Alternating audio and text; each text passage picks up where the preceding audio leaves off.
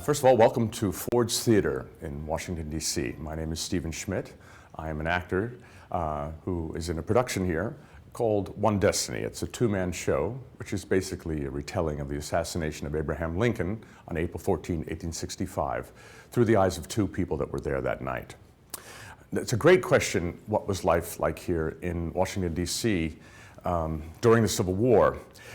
First of all, you have to know that as soon as the Civil War broke out, Washington, D.C. became the center of it, because Virginia, one of the lead Confederate states, was literally across the river. If you had a really good arm, you could probably throw a rock across the Potomac, and that's how close the enemy was. So it immediately had to be defended. But you have to realize it was a very new city. No paved streets, no automobiles, horses, cattle, up and down the unpaved streets that people would walk across to get to places. The Capitol, the U.S. Capitol, was unfinished. The dome was not complete. And if you saw it that day, you would just see this big hole with some walls around it. Abraham Lincoln made a point of continuing to build the Capitol because he knew that the Union would survive and that they would need that Congress building. The population went from approximately 75,000 in the census of 1860 to 135,000, almost doubled.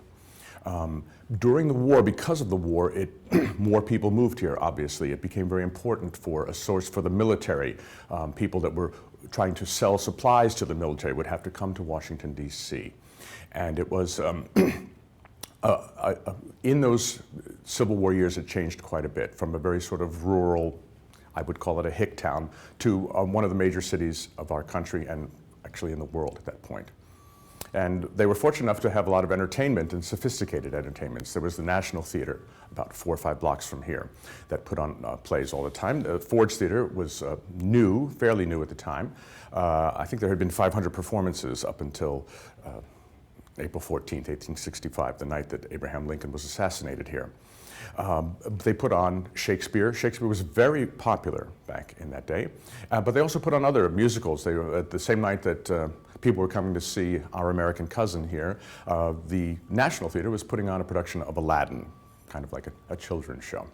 But it was a very important city in the war, and people came here because this was the center of things. And it was really the beginning of a big change for Washington as far as the city itself, into becoming, as I said, a small rural town to a huge international city.